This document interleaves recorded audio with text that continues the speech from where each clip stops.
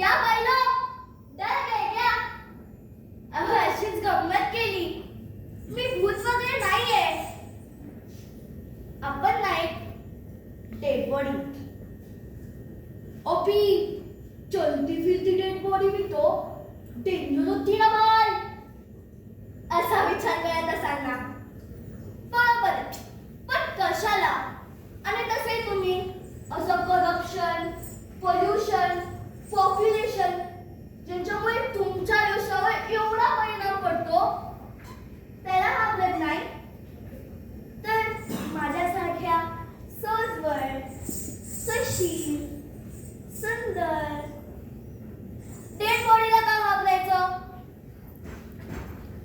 हा, तर आता या पॉइंटवर माझ्याबद्दल असलेली तुमची पची भीती निघून गेले असं वाटतंय. बरोबर ना? सो आता मी तुम्हाला माझ्या मित्राशी ओळख करून देते. ए काय रे असं बघतो? अपन डेड बॉडी है तो क्या? अपन के पास भी दोस्त लोग हैं और अपनी दोस्ती की स्टोरी एकदम बॉलीवुड पिक्चर जैसी. खाना पीना साथ में, जीना मरना साथ में, सारी जिंदगी.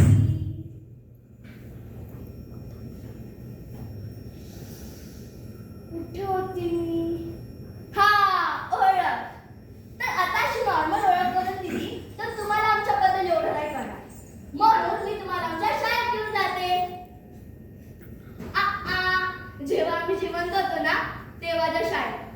अहो, आमच्या मराठीच्या मॅडमने एकदा विचारलं होतं, मुलांनो तुम्हाला मोठं होऊन काय बनायचं आहे सांगा बरं. कोण आधी सांगणार? मॅडम मी सांगणार. मला ना मोठं होऊन पायलट बनायचंय. मला विमान उडवायला खूप आवडतं. ऐसे कैसे? हमको भी विमान उड़ाना है. अगं तू पिक्चर मध्ये बघितलं नाहीस का? विमान उडवायला 2 ड्रायव्हर लागतात. आपण दोघे एकत्र उडू शकतो ना? मॅडम मला तुमच्यासारखा टीचर बनायचंय. रफिक, पण तू तर बॉय आहेस ना? बॉयज टीचर असतात का? चुप, बॉयज पण टीचर असतात. आपल्या बस्तीतले ते श्यामशाबा आहेत की ते तर स्कूलला नाही कॉलेजला शिकवतात. कॉलेजला. मॅडम तुम्हाला तर माहितीच असेल मला कथ्थक करायला किती आवडतं. म्हणून मला मोठं होऊन राधिका ताईसारखं बनायचंय. त्या कशा बस्तीतल्या मुलांना एकदम फ्रीमध्ये शिकवतात, तसं मी ही मोठी होऊन कथ्थक शिकवणार.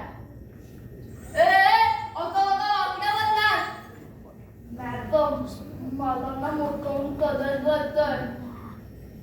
काय रे वाकड्या, ओळखतोय ना सगळं?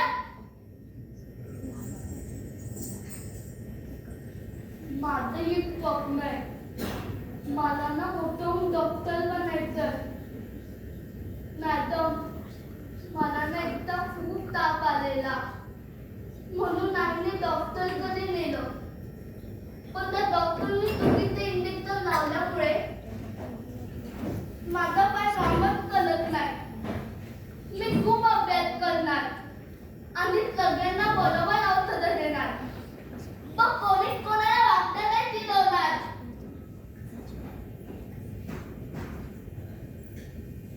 वाकड्या किती वाईट झालं त्याच्यासोबत. विचार असं काय थॉट आला असेल ना तो अभिष निकालो. बिचारा नाहीये तो. अहो मी सांगते तुम्हाला, मॅडमला चुगली लावायची असो किंवा परीक्षेचा रिझल्ट सगळ्यात पहिला नंबर याचाच. और आपण हर बार से चुगली करने में नहीं, एग्जाम में. पर इस बार ऐसे नहीं होने वाला क्योंकि स्कूल से सीधा अपन राधिका ताई के पास जाएंगे.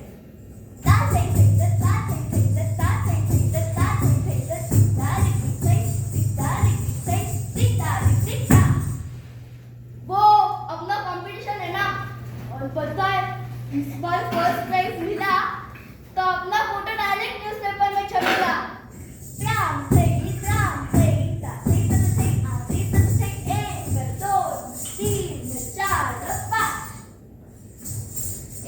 डकाय बोलत आहे.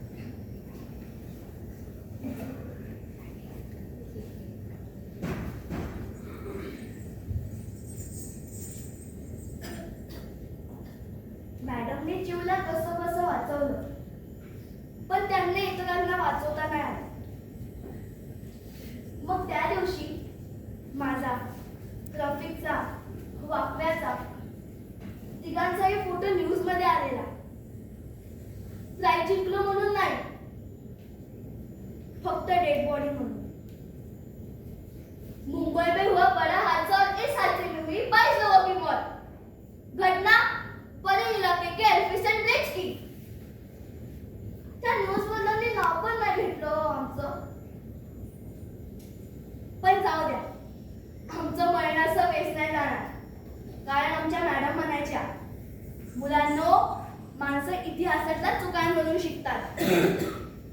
मग विचार करा आमच्यासोबत असा अपघात झाला तर किती बदल होतील. सरकार मोठमोठे ब्रिजेस, मोठमोठे प्लॅटफॉर्म्स बांधणार ज्याच्यामुळे गर्दी होणारच नाही. आणि लोक कशी गर्दीत धक्काबुक्की घाई गडबड करतात ना, ओ सावधान, सगळे कसे हँड स्टॅक का स्ट्रेट लाईन मध्ये जाणार.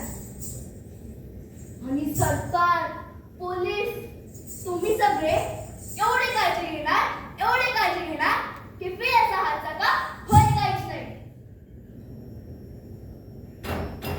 आणि कसं कोणाची स्वप्नाशी अपघातातल्या माहिती तो हुई ना अपनी स्टोरी की हैप्पी एंडिंग, एकदम बॉलीवुड पिक्चर जैसी. बरोबर ना? हाँ, चला मी निघते.